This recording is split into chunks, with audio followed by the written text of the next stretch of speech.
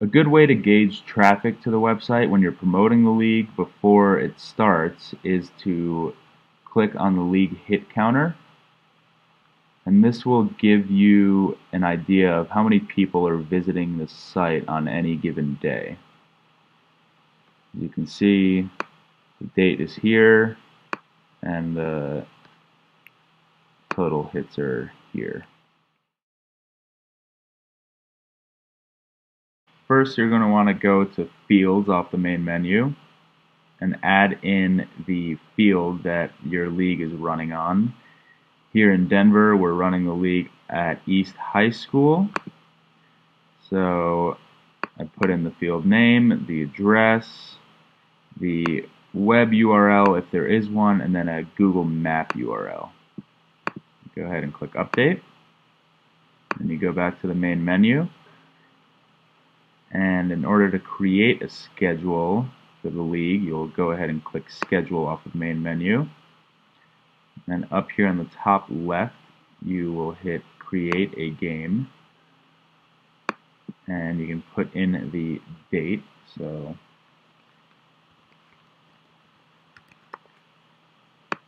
the time.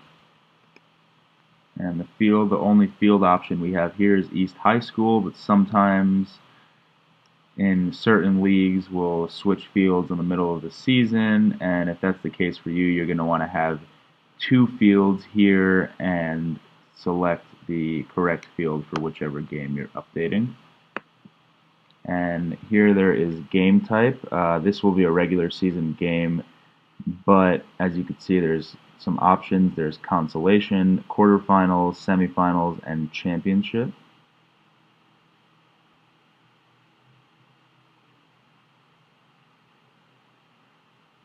So you can go ahead and hit create game, and you can do that for the entire season.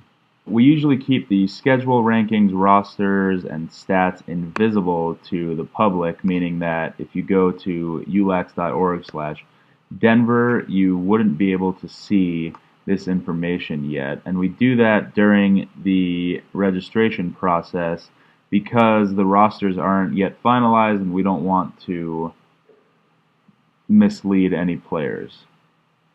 But once we finalize the schedule, finalize the rosters, then you go ahead and hit change here and it becomes visible, and then everyone can see it on the front end of the website.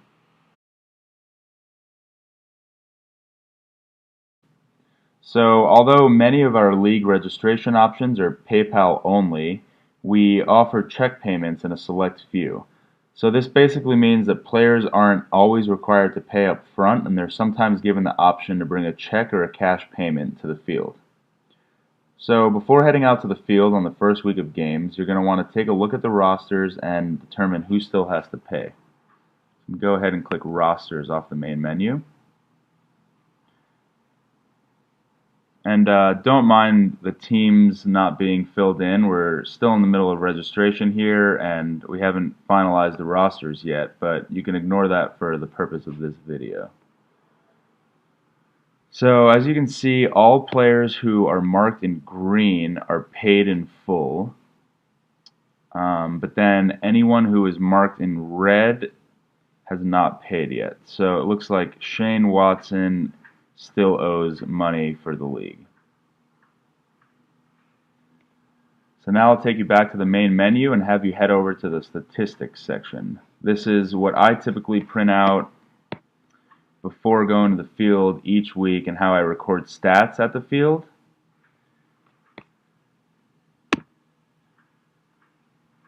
So you're going to want to print each team's stat sheet separately, and if they play multiple games in one day, you're going to want to print out however many sheets there are games for that particular team.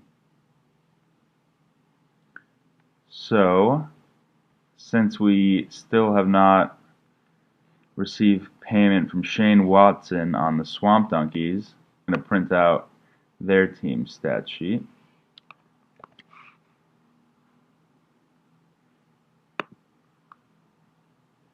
And we're going to go over how to record information at the field. So when you're at the field on the first week of games, you're going to want to line each team up separately to hand out their jerseys. While you're doing so, you're going to want to have the team's stat sheet in front of you. As you can see, I made a note on this sheet that Shane Watson still owes money. So this way, when he comes to you to get his jersey and check in, you know that you'll need to collect from him. Now, when you collect payment at the field from any player, you're going to want to mark them as paid on the stat sheet, kind of like I did here with Shane Watson. And then you're going to email your regional manager to let them know who is paid, and they will give you instructions on how to get them that payment, whether it be cash or check. So you're going to line the teams up and have each player tell you what number jersey they grab from the pile as they check in. Then you can go ahead and record their number right next to their name. As you can see, that's what I did here.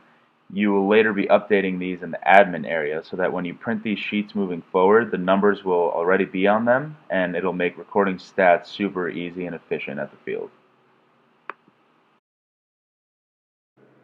We find that the best way to record stats is to just use this same sheet.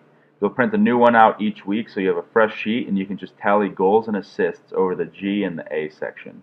If there are teams with multiple goalies, you'll have to ask which goalies are playing which half and record the halftime score and final score so that you record accurate stats when updating the site. Regardless, these sheets are where you'll be writing down the final game scores for each game so that you have them when you go update on the website.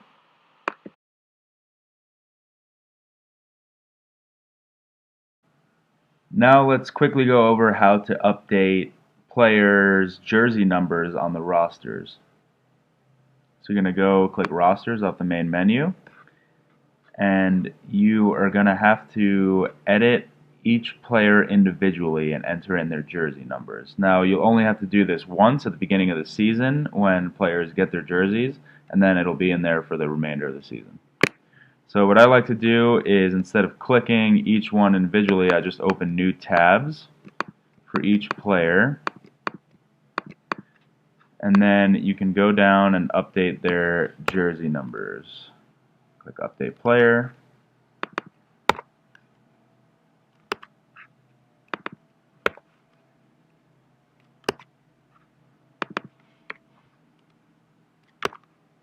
And then you can refresh this page and their jersey numbers will show up.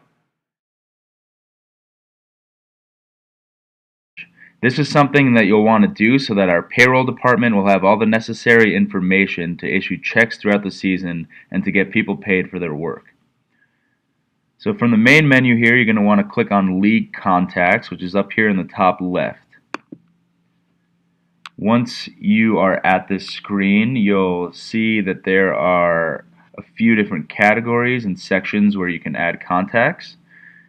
So first off, there's the League Managers section, where you'll put the contact information for yourself and for your assistant manager, as you see they have here. Next, there's Field Contacts, and we will go ahead and update this one for you, just in case any issues come up at the field, like the gate being locked or the lights not turning on. This way you'll have access to a phone number that you can call to resolve those issues. Next, there is a section for officials, and this is where you'll put all the information for the officials for the league. And then there's a section called Others, where you'll put in trainers or photographers or statisticians or anyone else who really fits that Others category.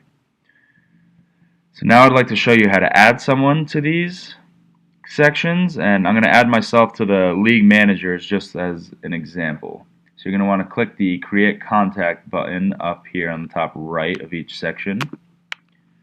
Once you're at this screen, you're going to fill in all of the required fields. So put in their full name, their email address, their phone number, their mailing address, which is where their checks will be sent all season long.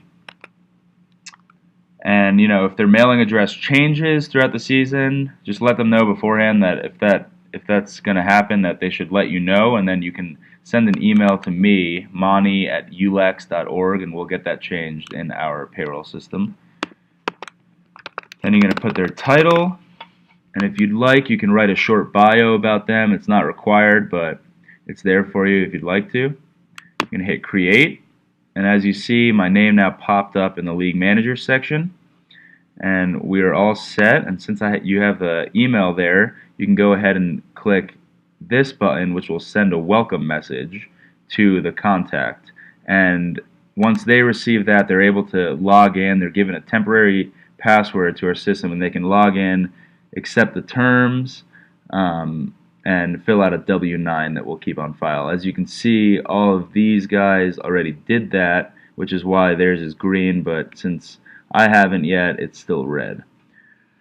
So, yep, that's how you add a contact to the admin area. Now we're going to go over how to update game results, payroll hours, and stats. So what you're going to want to do is click on Schedule off the main menu here.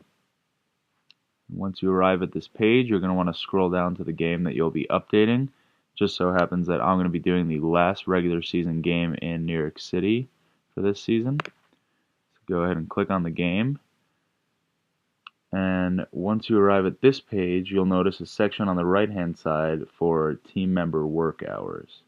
Now, this is where you're going to be recording payroll hours per team member. We ask that you update the last game of each week with the total number of hours worked per team member for that week. This will just make it a lot easier for us because we'll just have to click on one game and all of the hours will be there instead of us having to add it up for each game. And you're going to want to do the team member work hours section before you do the game results on this game, because if you do the game results first and then do the team member work hours, you'll lose the work that you did for the game results. So you can avoid that by just doing the payroll hours first. So, for example, Ali worked 3 hours, 3 total hours yesterday in New York City. The refs were Tim, who worked 3 hours,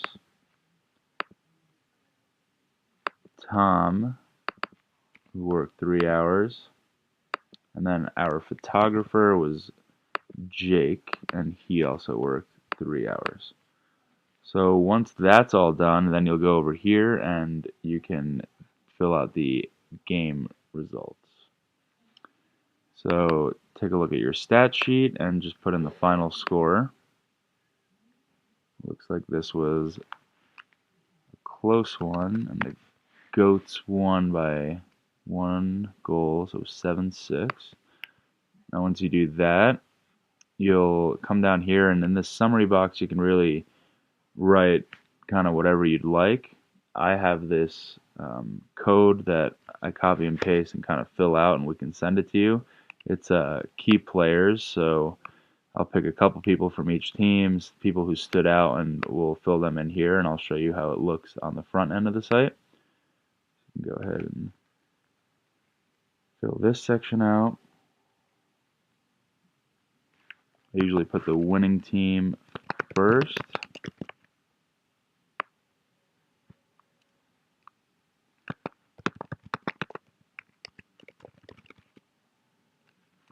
Two goals, 2 assists.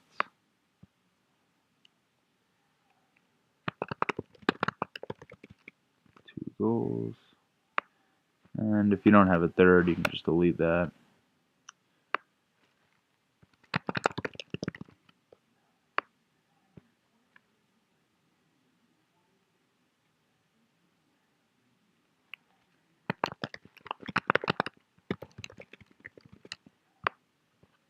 Give it a quick title.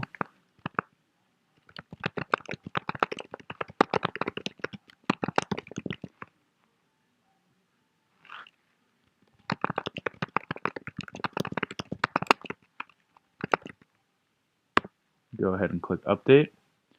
Now I'll take you to the front end just so you can see what it looks like.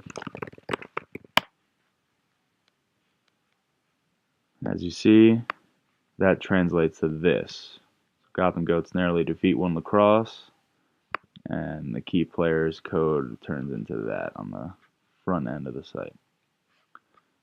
So, pretty happy about that. Now we'll go back to the main menu and I'll show you how to update stats. So you're going to click on statistics here.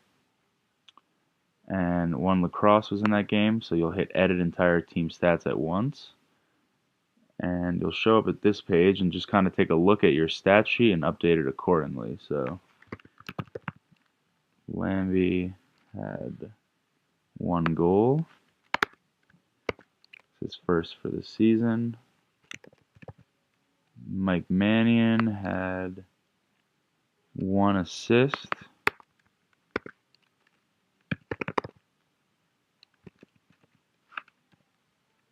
Rob O'Brien here had 1 goal.